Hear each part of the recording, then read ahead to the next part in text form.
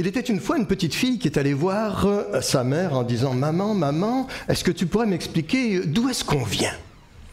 Sa mère regarde la petite fille, lui dit « Voici, nous sommes des créatures magnifiques, nous avons été créés par le souffle de Dieu, nous sommes appelés à une destinée incroyable, nous sommes remplis d'un potentiel immense, nous sommes des merveilles, etc. etc. » La petite fille, tout emballée, tout ça, elle va voir son père et puis elle dit hey, « Papa, est-ce que toi tu pourrais me dire d'où est-ce qu'on vient ?» Et là son père commence à lui dire « Ah, c'est terrible, on descend des arbres, on se battait, c'était la loi de la jungle, c'était qui serait le plus fort. À un moment donné, il y en a un qui va dominer sur les autres pour contrôler tout le monde. » Et puis la petite fille est un peu perplexe avec ses paroles. Elle retourne voir sa mère et dit « Maman, je comprends pas. Je te demande d'où est-ce qu'on vient et toi tu me parles de Dieu, tu me parles que nous sommes l'image de Dieu. Puis je demande à papa d'où est-ce qu'on vient. Lui, il me parle des singes, de la forêt, de la loi de la jungle, tout ça. » Sa mère la regarde et dit « Non, il n'y a pas de problème, ma chérie. Moi, je te parlais de ma famille, alors que ton père, il parlait de sa famille à lui. »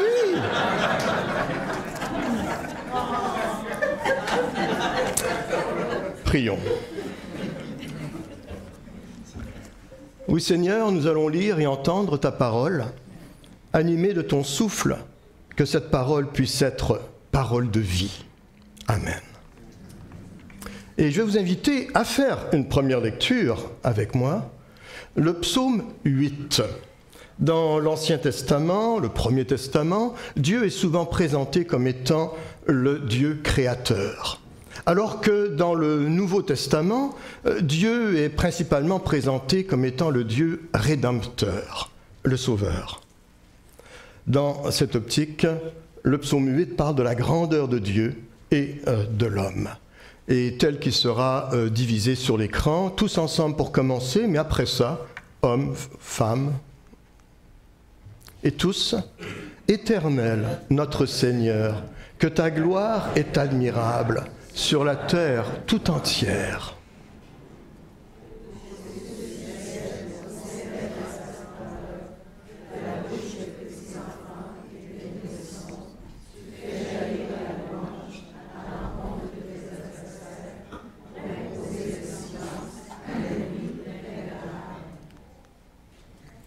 Quand je contemple le ciel que tes doigts ont façonné, les étoiles et la lune que tes mains ont disposées, je me dis, qu'est-ce que l'homme pour que tu en prennes soin?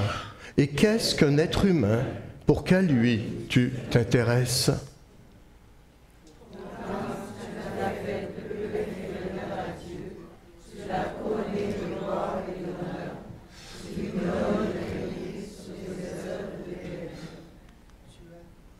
Tu as tout mis sous ses pieds, tout bétail, gros ou petit, et les animaux sauvages, tous les oiseaux dans les airs, et les poissons de la mer, tous les êtres qui parcourent les sentiers des mers. Éternel notre Seigneur, que ta gloire est admirable sur la terre tout entière, et que le Seigneur puisse bénir la lecture de sa parole.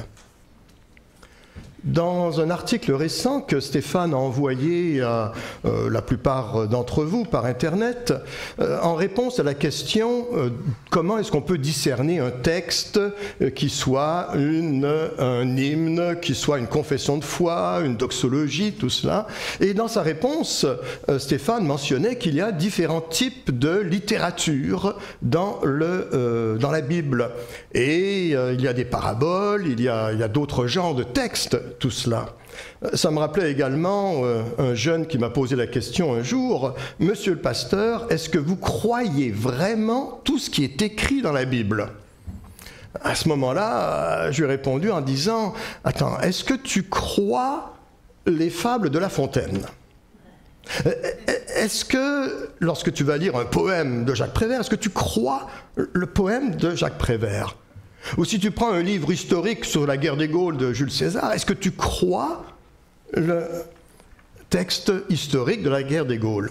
En disant ça, je ne disais pas que la Bible était comparable aux fables de La Fontaine ou autres, mais pour souligner qu'il y a différents types de littérature et qu'à chaque type de littérature, il y a une façon différente de comprendre. Lorsqu'un jeune nous dit « Je t'aime gros comme un éléphant », on sait très bien que ça ne veut pas dire « Je t'aime gros comme un éléphant ».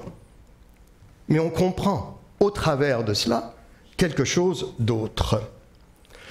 Ainsi, dans la Bible, il y a différents types de littérature.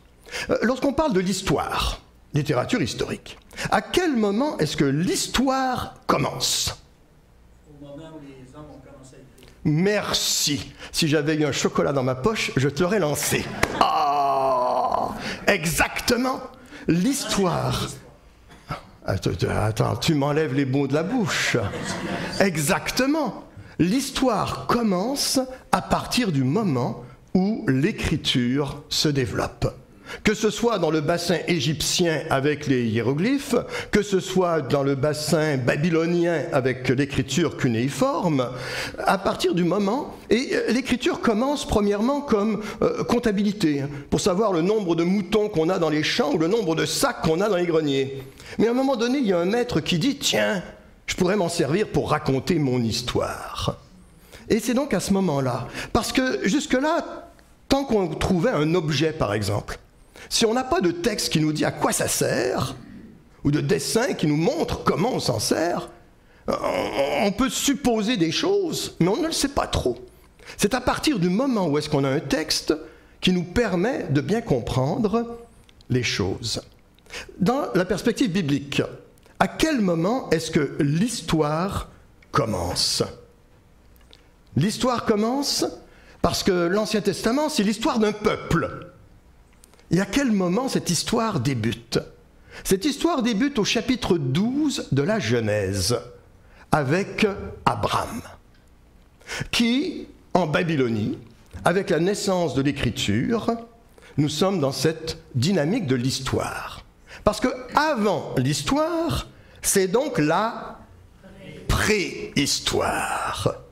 C'est-à-dire que les 11 premiers chapitres de la Bible appartiennent à une catégorie de littérature différente qui est, certains commentateurs parleront de proto-histoire, bon ça fait chic le soir au coin du feu, mais bon, ou de préhistoire, et on doit s'attendre à découvrir dans ces 11 chapitres peut-être quelque chose d'autre que des événements qu'on pourrait qualifier d'historiques en soi. En ce qui me concerne, les 11 premiers chapitres de la Genèse, tout aussi intéressants soient-ils et surprenants dans leur lecture, sont avant tout là pour ce que j'appelle mettre en place les grands paradigmes qui ont façonné les civilisations de l'Antiquité pour expliquer comment elles se comportent ou comment elles auraient dû se comporter.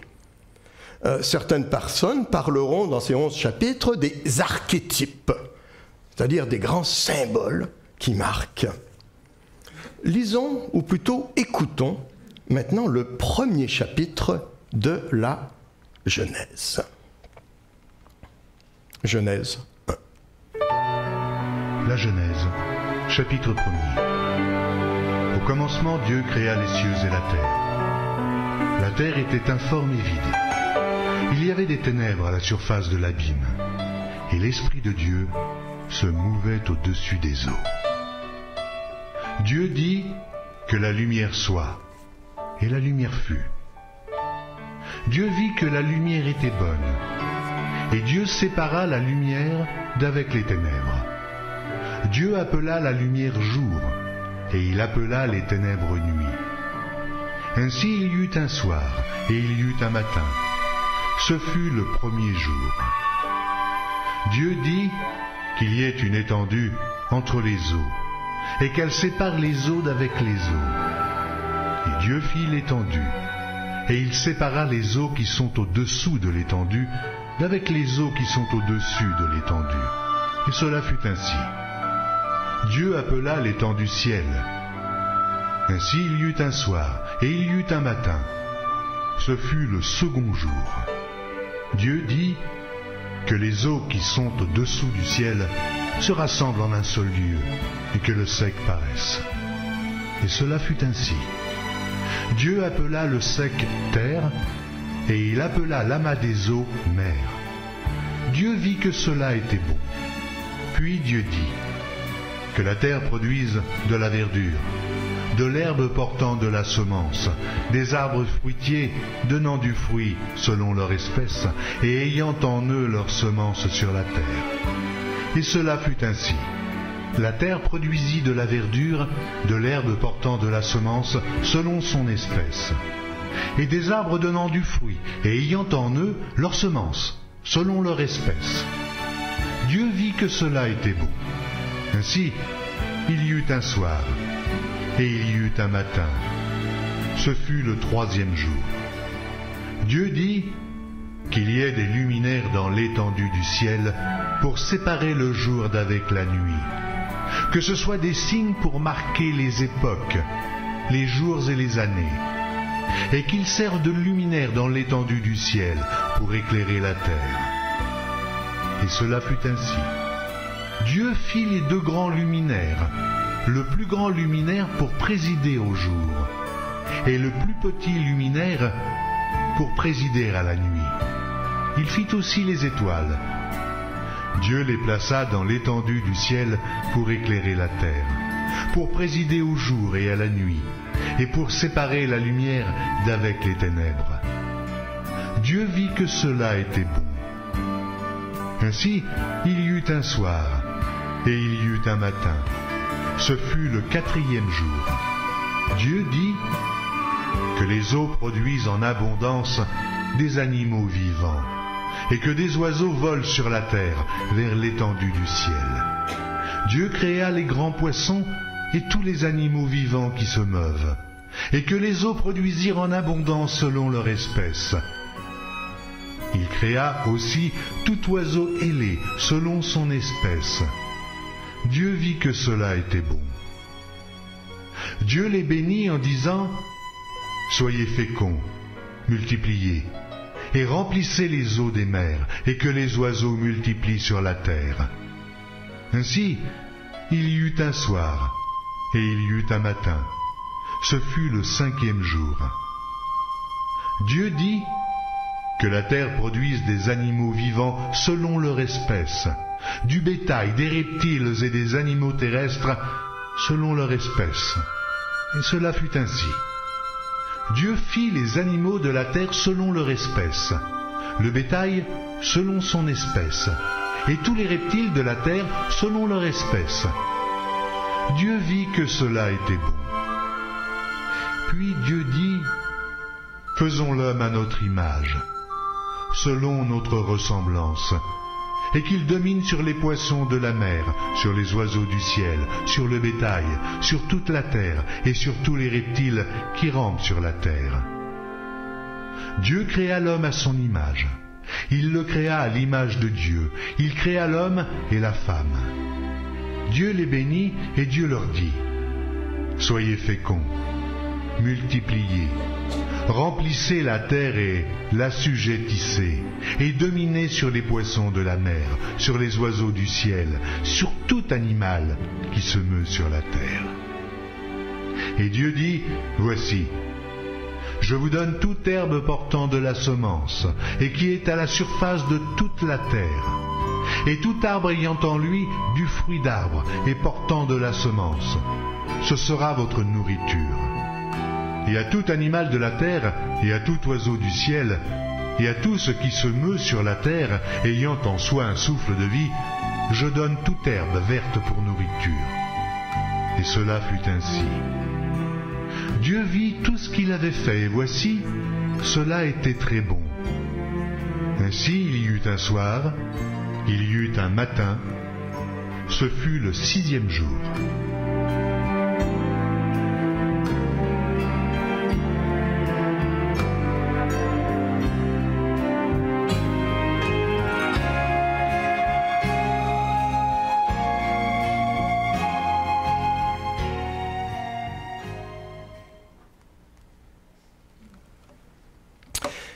Si je me suis permis de faire cette présentation de ce petit clip vidéo, c'est pour essayer de souligner l'aspect un peu poétique de ce texte, qu'on ne réalise peut-être pas toujours au départ. Mais il y a une certaine structure qui est là. Certaines traductions bibliques donnent davantage le sens. Stéphane avait mentionné entre autres que la NBS, dans certains passages du Nouveau Testament, va mettre en exergue certains textes pour vraiment nous montrer que c'était un extrait de chant, d'hymne ou de confession de foi. Je me permets la lecture ici d'une autre traduction, une traduction très particulière, la traduction Bayard, qui se veut un peu plus littérale et poétique, et qui n'est pas toujours évidente à saisir. Premier, Dieu crée ciel et terre, terre vide, solitude, noir au-dessus des fonds, souffle de Dieu, mouvement au-dessus des eaux.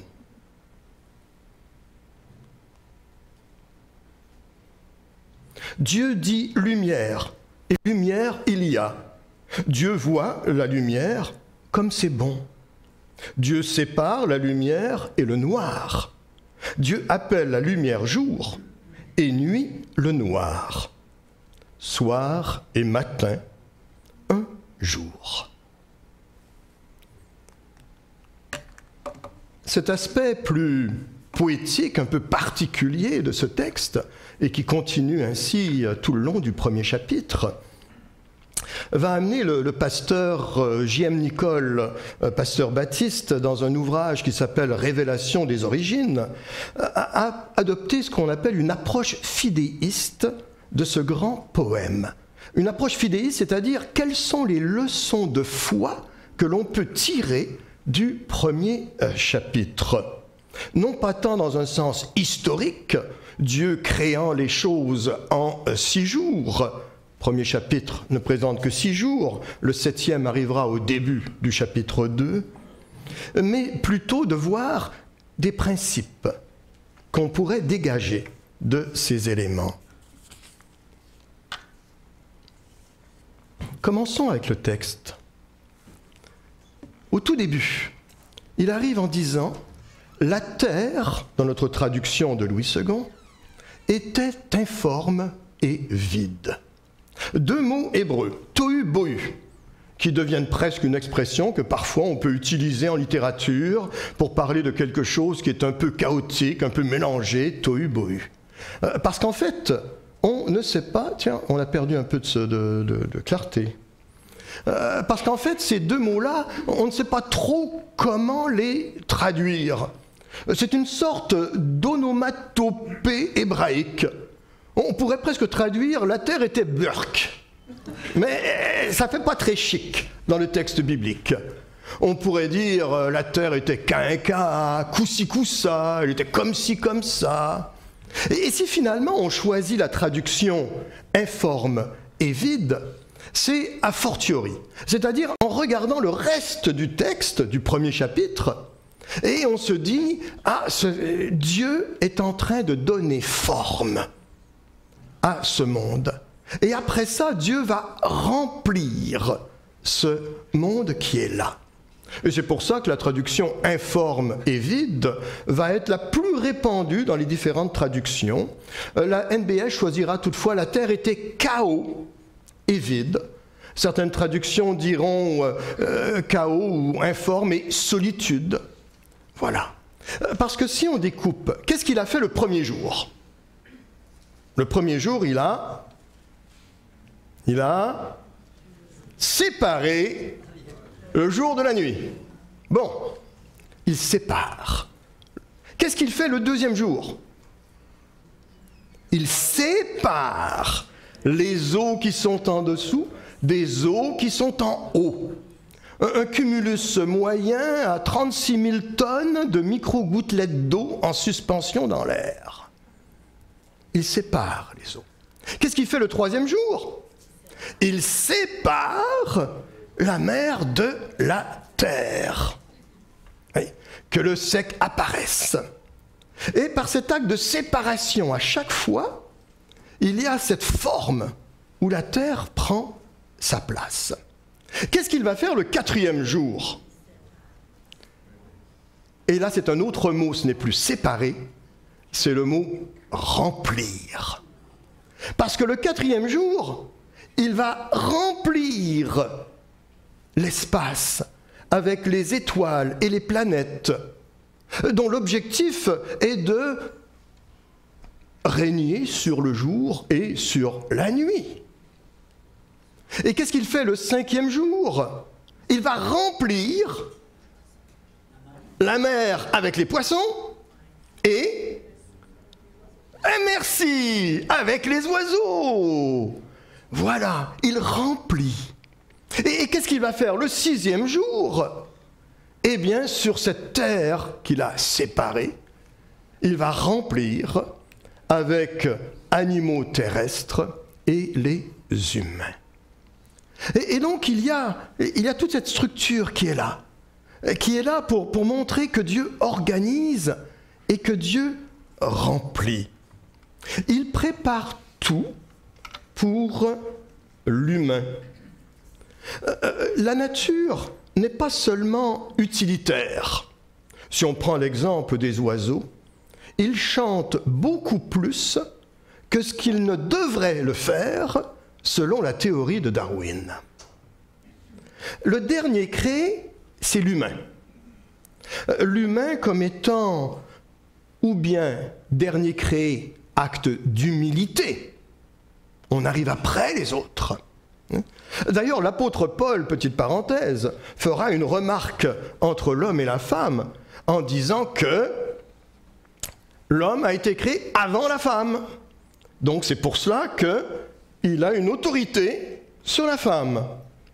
Bon, il oublie en disant ça que la vache a été créée avant l'homme, mais que tous les hommes ne sont pas forcément des vaches. Mais il va se rattraper dans d'autres textes, mais ça c'est une autre histoire. Revenons-nous ici à Genèse. Alors, symbole d'humilité, le dernier créé, ou plutôt le sommet de la création, parce que le texte lui-même arrive en disant qu'il va tout remettre à ses pieds. Il remet tout à ses pieds en disant « dominer, dominer ». Que veut dire ce mot « dominer » ou de quelle façon pouvons-nous dominer? Il y a des gens qui ont parfois accusé la Bible d'être anti-écologique, parce que l'humain qui va dominer peut faire ce qu'il veut de la création qui l'entoure. Erreur. Nous sommes appelés à dominer de la même façon que Dieu domine sur nous. Est-ce que Dieu nous oblige? Est-ce que Dieu nous force? Est-ce que nous sommes des marionnettes entre ses mains? Des robots programmés? Non. Il y a cette liberté qui est là. Et c'est dans son amour, et dans cette relation d'amour, qu'il doit y avoir une entente en place. Appelé à dominer, l'humain est le seul capable de comprendre le monde qui l'entoure dans son ensemble. Je souligne également que le repos du 7e jour fait partie de la création.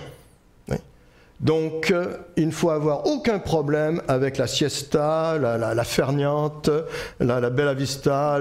Voilà, on peut prendre son temps. Et quand ma femme me dit « Qu'est-ce que tu fais en ce moment ?» Je médite profondément sur la nature. Lorsque je fais ma sieste de l'après-midi, ça fait partie de la création. Voilà, on en a besoin. Les animaux, dans le premier texte, je ne sais pas si vous avez entendu, ont été bénis eux aussi. Dieu va bénir les animaux en disant « Soyez féconds, multipliez ». Oui.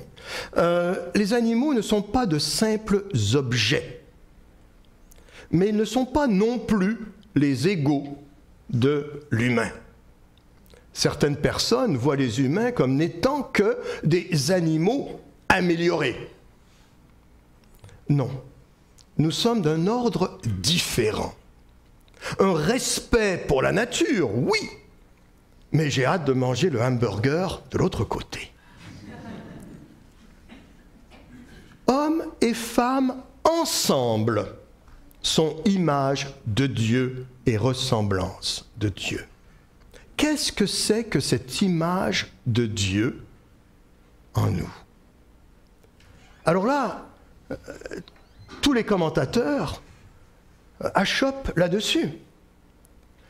Comment pouvons-nous nous comparer à Dieu?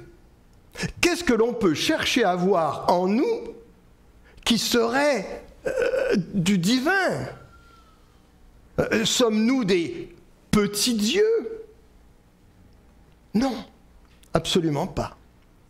Je trouve que la meilleure lecture de ce texte provient des bas-reliefs égyptiens, où est-ce qu'il était écrit au sujet de Pharaon la même phrase qu'on a là. Pharaon est l'image du dieu Ra, il est le représentant du dieu Soleil sur la terre. Être l'image de Dieu, c'est être représentant de Dieu sur la terre. Je disais régulièrement à mon église, que ce soit en Europe ou aux États, Dieu n'a pas d'autres mains que nos mains pour passer un coup de main. Dieu n'a pas d'autres yeux que nos yeux pour regarder avec bienveillance ou pour faire un clin d'œil à quelqu'un. Dieu n'a pas d'autre bouche que nos bouches pour prononcer une parole qui fait du bien, une parole qui relève. Dieu n'a pas d'autres oreilles que nos oreilles pour écouter les cris des gens qui peuvent nous entourer ou ne pas écouter lorsque les choses ne s'y prêtent pas. Dieu n'a pas d'autres pieds que nos pieds pour avancer et pour agir. Dieu pourrait très bien se passer de nous, mais il préfère compter sur nous. Nous sommes ses représentants sur terre. Les anges feraient de meilleurs paroissiens, les archanges feraient de meilleurs pasteurs, mais Dieu choisit des hommes et des femmes, de chair et de sang, de pleurs et de rires, de chemin de vie, de chemin de foi, d'erreurs de parcours, de tout cela pour faire son Église, ce petit royaume de Dieu sur terre. Hommes et femmes ensemble sont image de Dieu. L'homme n'est pas à l'image de Dieu et la femme à l'image de l'homme. Non. C'est les deux ensemble. Il les créa mâle et femelle. Il les créa hommes et femmes. Et il leur donna également cette même bénédiction. Soyez féconds, multipliez. Bénédiction qu'il ne faut pas prendre de façon trop personnelle. Et donc, hommes et femmes ensemble. On a parfois de la difficulté à percevoir, parce que quand on pose la question aux gens, à quoi Dieu pourrait ressembler, la plupart du temps, les gens ont une première image dans la tête d'une sorte de grand vieillard avec une longue barbe blanche assis sur un trône quelque part. Ça, c'est davantage l'image du Père Noël que de celle de Dieu. Il y a à peu près 25 ans de cela, dans le cadre d'une journée diocésaine de l'archevêché de Montréal, on m'avait invité à donner une conférence et il y avait une centaine de personnes, beaucoup de prêtres, de religieuses, de laïcs impliqués dans l'Église catholique. Et comme ça tombait dans la période des journées de la femme, j'avais l'intention de travailler sur les images féminines de Dieu dans la Bible, car il y en a beaucoup. Et à l'époque, il y avait une émission de télévision très populaire qui s'appelait Sex in the City. Je ne sais pas si ça vous dit quelque chose. Alors j'avais intitulé ma conférence, et on m'avait demandé de présenter une ébauche de ma conférence, Sex in the Bible. Lorsque j'ai présenté ça aux autorités, ils m'ont dit « Est-ce que tu ne pourrais pas modifier ton titre, s'il te plaît ?» Bon, alors j'y suis allé avec Dieu au féminin. Et mettant l'accent sur justement toutes ces images féminines de Dieu que l'on trouve dans la Bible. Et elles sont incroyables. Et certaines de ces images sont des images extrêmement sexuées. Que ce soit le El Shaddai ou que ce soit le Rakam. Mais ce sera un autre sermon un jour. Il y a cette double réalité qui fait que Dieu, dans cette image de représentant, hommes et femmes, ensemble, sont représentants de Dieu. Je poursuivrai là-dessus au chapitre 2, dans la deuxième tablette de la création, l'homme et la femme, à l'automne prochain. Et donc, là, nous avons dans ce texte différents principes qu'on peut dégager, très intéressants ou très pertinents. Mais se pose la question, pourquoi ce chapitre-là est dans la Bible? Pour nous montrer que Dieu est créateur et tout-puissant? Certainement, et tant mieux. Pour bien souligner, comme je l'ai dit, que hommes et femmes ensemble sont cette image de Dieu? Pas de problème. Pour mettre l'accent sur une responsabilité que l'on a face à la création? Tout à fait d'accord. Et qu'on ne peut pas la traiter, la création, de n'importe quelle façon. Tout ça, ce sont des principes qu'on peut dégager et qu'on peut réappliquer aujourd'hui ou chercher comment les réappliquer aujourd'hui. Mais il y a autre chose quelques millénaires en arrière. Quel est le premier sentiment, la première émotion qui est décrite dans la Bible en rapport avec les humains? L'humain arrive en disant quelque chose. Nous sommes au chapitre 3 de la Genèse, ce que nous verrons également plus tard à l'automne. Le premier sentiment, la première émotion qui anime l'humain, c'est... Non, c'est pas « waouh », c'est...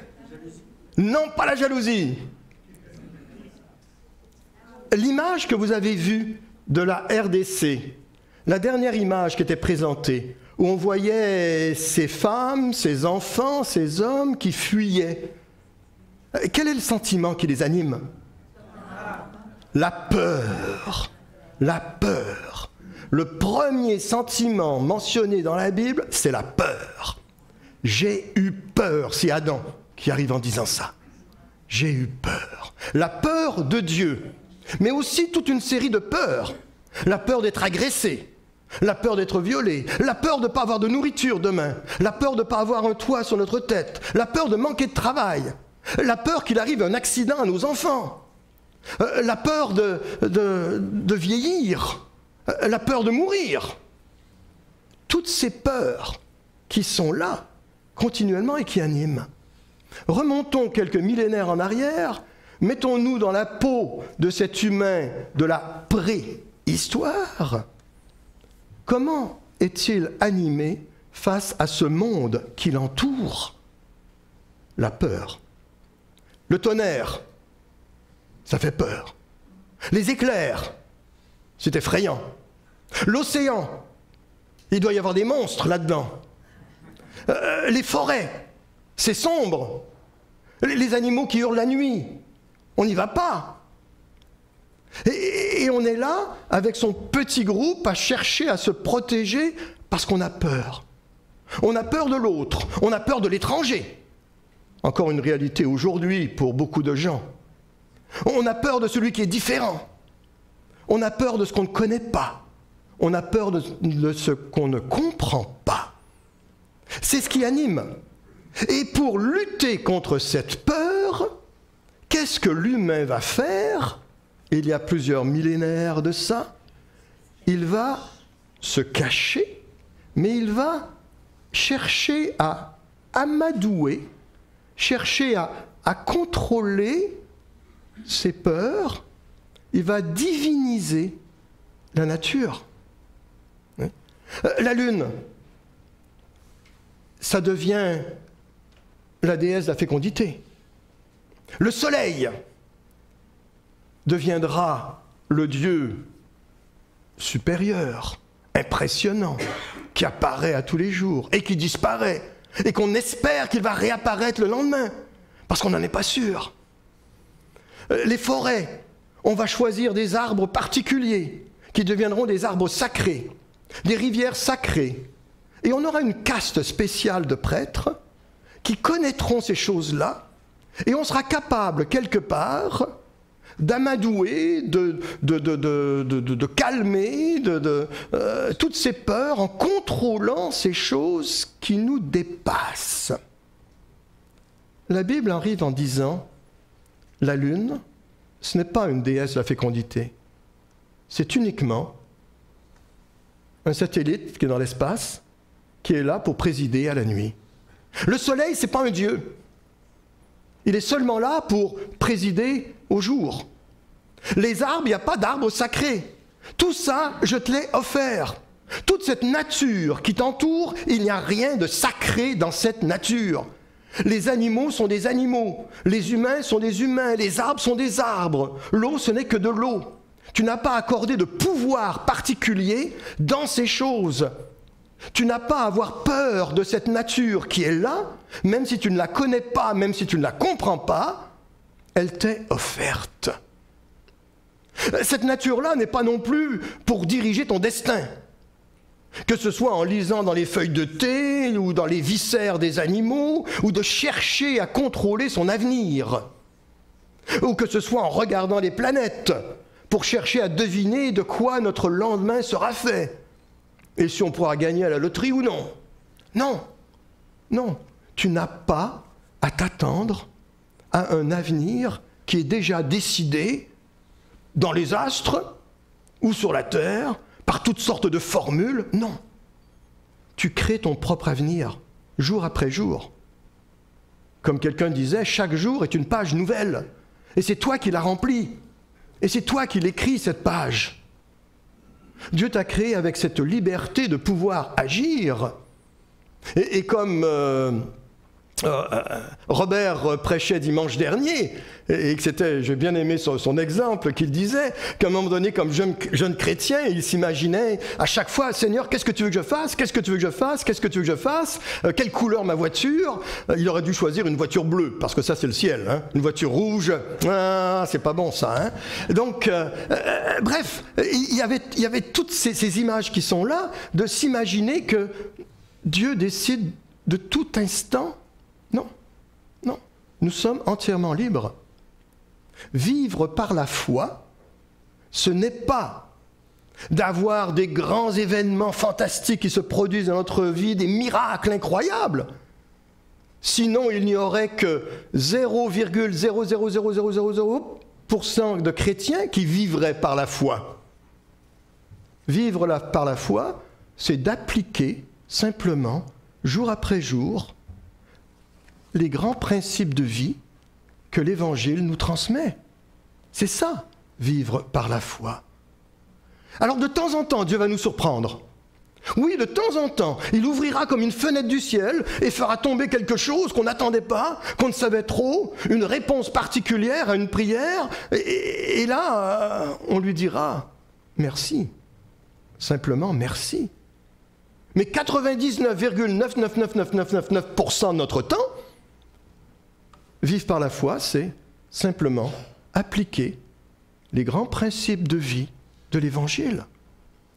La Bible nous dit très peu de choses sur ce qu'il pouvait y avoir avant, très peu de choses sur ce qu'il y aura après, très peu de choses sur ce qu'il peut y avoir dans un au-delà ou même en dessous. La Bible nous dit essentiellement ce qu'on a besoin de savoir pour vivre notre quotidien. Même s'il est vrai que l'humain se pose beaucoup de questions sur ce qu'il peut y avoir avant ou sur ce qu'il y aura après. Dieu arrive en disant au chapitre 1, « Tu n'as pas peur, tu ne dois pas avoir peur. Je t'offre tout cela entre tes mains. » À toi maintenant de gérer ce monde qui t'entoure. À toi maintenant de prendre soin de ce monde qui t'entoure, comme au chapitre 2, de cultiver ton jardin. À toi. La Bible n'est pas, comme je disais tout à l'heure, anti-écologique.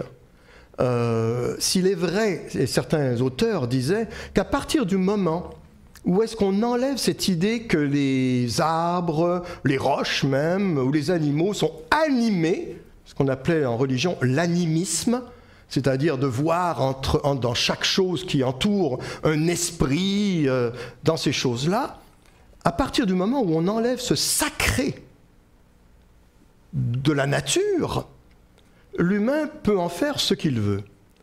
C'est un argument que les hindous et même les bouddhistes disent parfois contre les chrétiens. Eh bien non, je reviens là-dessus, nous n'avons pas à en faire ce qu'on veut. Nous devons dominer comme Dieu pourrait gérer, avec cette sensibilité. Et d'ailleurs, plus loin, dans l'Ancien Testament, Dieu donnera des règles. Des règles pour gérer, pour aider à gérer cette planète. Que ce soit par exemple de mettre les terres en jachère, ou de ne pas museler le bœuf qui est dans le champ, etc. Il y a toute une série de règles qu'on va retrouver pour dire attention, tu dois faire attention à cette nature. Ce qu'on oublie par contre, et ce que parfois les hindous, les bouddhistes oublient là-dessus, c'est que si Dieu enlève ce sacré de la nature n'est pas sacrée, c'est pour éviter à l'humain de tomber dans le piège de cette divinisation de la nature qui va contrôler la moindre de ses décisions, de ses réactions. Cette nature nous est offerte. Chapitre 1er. Nous n'avons plus à avoir peur. Chapitre 1er. L'homme et la femme sont tous les deux images de Dieu. Chapitre 1er. Summum de la création? Peut-être, mais avec une grande responsabilité, certainement. De là à avancer. Je saute par-dessus ça, ou leur avance. Je commence à avoir faim. Et donc, ainsi, nous nous retrouvons avec un défi. Parce que ces 11 premiers chapitres présentent des histoires qui sont à la fois troublantes et fabuleuses. Alors, ce sera au chapitre 2, la création plus particulière de l'homme et de la femme. Pourquoi? Comment? Au chapitre 3, ce qu'on appellera la chute, que nos amis catholiques parlent du péché originel. Je n'aime pas trop cette expression. Puis au chapitre 4, Caïn et Abel, fratricide, qui va dégénérer. Suivi des géants qui seront sur la terre, sans parler du déluge. Et finalement, la tour de Babel. Tous ces différents éléments qui sont là, qui chacun à leur façon, présentent une façon dont les sociétés devraient, ou la façon dont les sociétés sont, au niveau de leur comportement. Donc c'est un défi qu'on va cheminer ensemble, tranquillement, dans les mois à venir. Quelqu'un posait la question la semaine dernière, on ne vous a pas vu souvent ces derniers temps. Bon, comme vous le savez, avec mon épouse, j'ai fait des remplacements en Guadeloupe et en Martinique pour 4 mois durant l'hiver. On est revenu ici un petit peu. Après ça, on vient de repartir 1 mois en Europe où je donnais une conférence pour une association, les 80 ans d'une association, et en même temps donc m'assurer quelques cultes. On va être avec vous jusqu'à la mi-juillet, mais on quitte à nouveau à la mi-juillet. On sera peu présent au mois d'août, même si je suis prévu revenir prêcher le 10 août. Mais le 10 août, je ne vais pas continuer ma série là. Le 10 août, c'est l'été, là, ça va être des sermons d'été. C'est plus relax, hein. Voilà. Et donc, mais à partir, c'est ça. Et donc, à partir de septembre, on devrait être un peu plus présent à partir de septembre, et on aura l'occasion donc de poursuivre ce grand défi d'avancer ensemble dans ces premiers chapitres de la Genèse. Alors que le Seigneur nous garde, que le Seigneur nous accompagne, et bonne journée.